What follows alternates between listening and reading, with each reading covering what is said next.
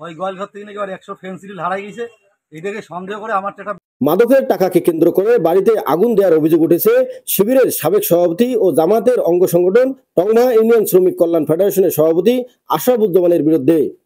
বুধবার লালমনিরহাটের হাতীবান্ধা উপজেলার টংভা ইউনিয়নের পশ্চিম বেজগ্রাম এলাকার মৃত মফিজউদ্দিনের ছেলে শিবিরের সাবেক সভাপতি ও শ্রমিক কল্যাণ ফেডারেশনের টংভা ইউনিয়ন সভাপতি আশরাফুজ্জামানের নেতৃত্বে এই হামলা, ভাঙচুর ও আগুন দেওয়ার ঘটনা ঘটেছে। জানা গেছে, আশরাফুজ্জামানের ভাই আজিজুল ইসলামের মাদকদ্রব্য 100 বোতল ফেন্সিডিল হারিয়ে গেলে ওই এলাকার জবেদ আলীর ছেলে শরীফুদ্দিন ও তার ভাই শাফিউলকে ওই 100 বোতল ফেন্সিডিল চুরির অভিযোগ তুলে বাড়িতে ডেকে নিয়ে জোরপূর্বক ফাঁকা ব্যাংকের চেকে স্বাক্ষর নেন। পরে সেই টাকা না দিলে বুধবার দুপুরে আজিজুল ও আশরাফের নেতৃত্বে কয়েকজন যোগসাজশে একত্রিত হয়ে শরীফুদ্দিনের বাড়িতে আগুন লাগিয়ে দেয়। এ সময় শরীফুদ্দিন ও তার বাবা মায়ের উপর হামলা করেন শিবিরের সাবেক সভাপতি আশরাফুজ্জামান, এরশাদ ও আইজুল ইসলাম সহ কয়েকজন। এ ব্যাপারে শরীফুদ্দিন বাদী হয়ে হাতীবান্ধা থানায় কয়েকজনের নামে একটি অভিযোগ দায়ের করেন। আশরাফুল, ইরশাদুল হাবিব, হাদিসুল, নালু, বাবু এবং আজিজুল। আর আজিজুল হলো ফেন্সিডিল, ইয়াবা, হেরোইনের একটা মাদক ব্যবসায়ী ডোনাল্ড ট্রাম্প। মানে অনেক 15 বছর থেকে সে মাদকের ব্যবসা করে। যদি কেউ কিছু বলে হয় মাদকের হুমকি দেয়, তো মাদক দিয়ে সালাম দেবো, ইয়াবা দিয়ে সালাম দেবো।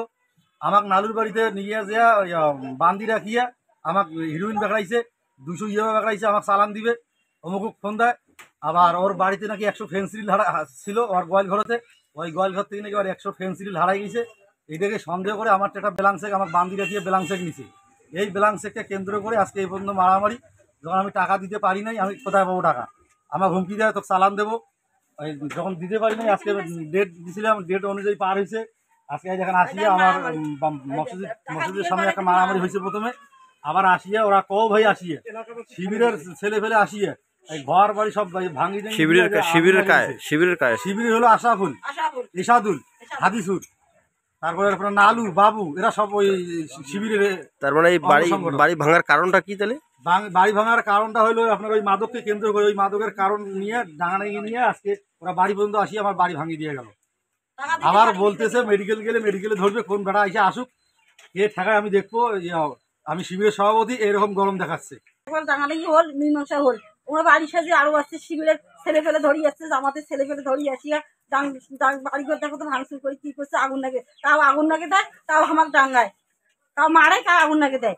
হেম করে বাড়ি থেকে দৌড়ি আসি, একটা বাড়ি ঢুকিয়া একটা আগুন তখন নাগে দিয়ে একটা ট্রেনের বেড়াটা একটা ভাঙি চুরি চুরমার করে দিয়া চলে গেল। নালু, বাবু, এরশাদুল, আশরাফুল, আজুল, হাজি আসিয়ে বাড়ি আসি একটা খুব ভাঙচুর করতে পারি। তবে এ ব্যাপারে অভিযুক্তদের কোনো বক্তব্য পাওয়া যায়নি। News channel 24 news desk.